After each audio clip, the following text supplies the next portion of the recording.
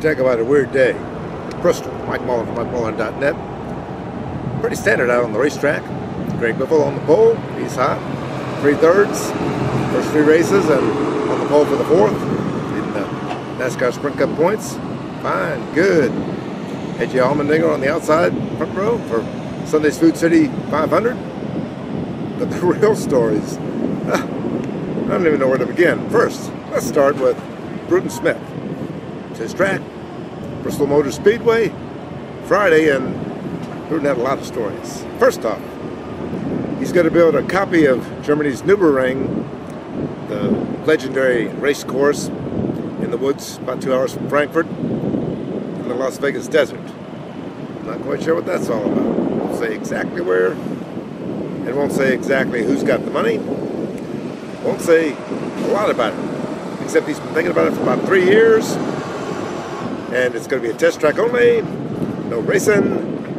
No, Bernie Ecclestone doesn't need to call Bruton about this either. I don't think there's going to be a Formula 1 there either.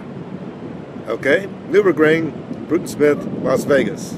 Hey, don't ask me. I don't make this stuff up. Bruton may, but it's worth thinking about. Bruton makes things happen, that's for sure.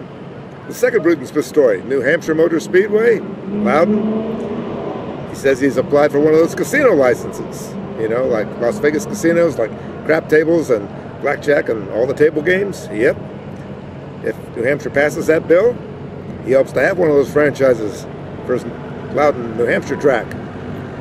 Okay, maybe that'll pay for the racetrack out there in Las Vegas. Bruton's a wheeler dealer. We didn't even bother asking him about Dover and Henry Tippie, the guy that owns majority stock in Dover Speedway and what's all going on there. Bruton's always got something up. I think Nürburgring and casino in New Hampshire, enough for one day at the racetrack. And then there's Robby Gordon. Dodge, remember Dodge?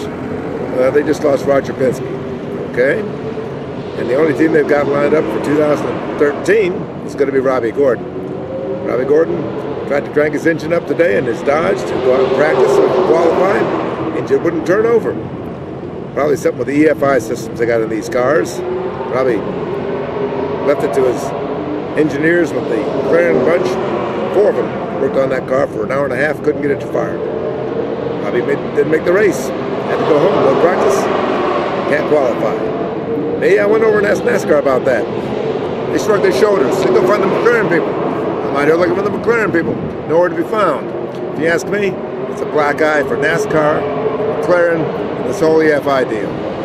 But I don't build race cars. I don't build engines. All I know is that they've got some problems here, and Dodge has some problems. Did Dodge step to the plate to help Robby out? Couldn't find any Dodge people here.